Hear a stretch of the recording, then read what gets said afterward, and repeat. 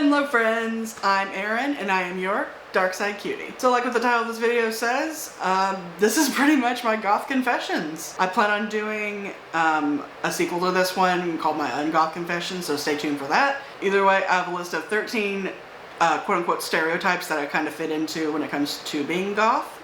So let's get started, shall we? I am almost always in black clothes, or at least monochromatic colors. Like sometimes I'll do like a pop of color either on my eyelids or on my nails, as you can tell, but mostly it's black, gray, somewhere along those lines. Just, I don't know, I feel not me when I wear color. Personal preference. I absolutely love cemeteries and anything revolving around death. I even thought about going into mortuary science as a potential career option, but I later found I was too squeamish. I just couldn't do it. I do take an interest in the esoteric, so anything that would be considered, I guess, occult knowledge or unknown knowledge. So I do know how to read tarot cards, numerology, crystals, astrology, that type of stuff fascinates me.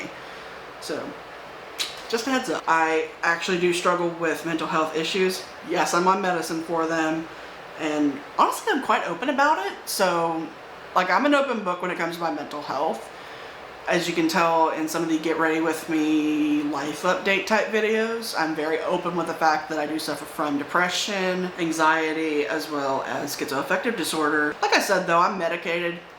Everything's fine. I absolutely love doing dramatic hair and makeup. As you can tell by previous videos, I did a little bit of a overhaul when it comes to how I dress and just my general appearance. So this is like one within another. I absolutely love death rocker fashion, and if I could, I would definitely dress that way. And yeah, I would even get a death hawk if I could do it, but doesn't really go well with my face shape, so I'll gladly rock this look. It's cute. Vampires, horror, anything spooky, you know, say more. I absolutely love tattoos and piercings. As you can tell, I have a Medusa and I have gauges and helix on each ear. When it comes to tattoos, this is pretty much a mini tattoo thing. I have a Winnie the Pooh and Piglet, and it says "Friends to the End" on one wrist. That's in memory of my late grandmother. God rest her soul. Either way, she picked it out before she died. Like I was able to ask her, like, all right, I'm gonna get tattooed in memory of you. What do you want? And she was like, Winnie the Pooh and Piglet, Friends to the End. And I'm like, done.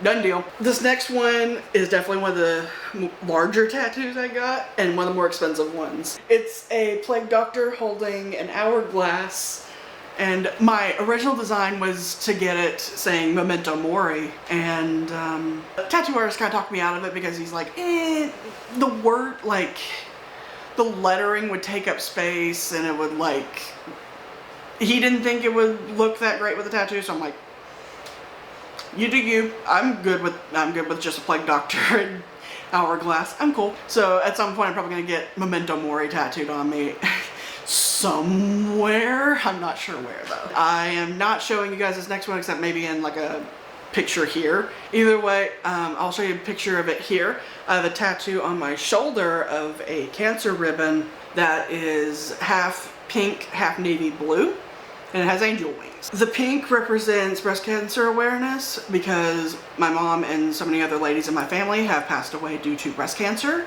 And the navy blue is in memory of my grandfather who passed away due to colorectal cancer. So pretty much half my tattoos are like in memoriam. And then of course on my other wrist, I almost forgot about this one.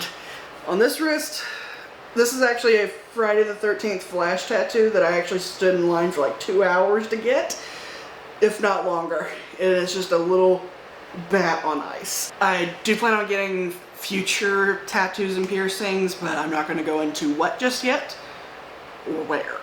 Just use your imagination. I absolutely love to write. As a matter of fact, I started my love of writing when I was in like middle or high school, and I would write like really crappy poetry. Think typical 12-year-old angst writing, and that was what it was. In addition to that, I also wrote some god-awful fan fiction. But then again, that has since been like burned. Like I burned all that like a long time ago. never to see the light of day. I even went to college in order to become more proficient writer. With that, I took a playwriting class. One of my best pieces actually was a comedic piece though. I wrote a really biting political satire that people absolutely loved, and it won an award for best writing and best directing. Do with that as you will. I've always resonated with characters such as the Addams Family, the Munsters, or really any other dark and quirky characters. Let's see, I'm trying to think of shows that I grew up with other than like the Munsters and Addams Family reruns. I'm thinking more along the lines of like Growing Adventures of Billy and Mandy. I also loved Growing Up Creepy, so any sort of like dark, quirky, cute character I absolutely resonated with. I love me some Edgar Allan Poe. My favorites would definitely be The Raven and Annabelle Lee. I definitely prefer nighttime to daytime. As a matter of fact, I am recording this video at 1:34 in the morning. I'm trying to be as quiet as I can without stressing my microphone out too much and without causing the neighbors to bang on the wall. But either way, I prefer nighttime to daytime, and I kind of find it hard to wake up in the morning sometimes because it's just like, no, let me crawl back into my cave. I also prefer rainy days to sunny days. Sparks my creativity. Halloween's my favorite holiday. Enough said. So what about you guys? What are some of your goth stereotype confessions? Feel free to leave them in the comments below. Thank you for tuning in, and stay spooky.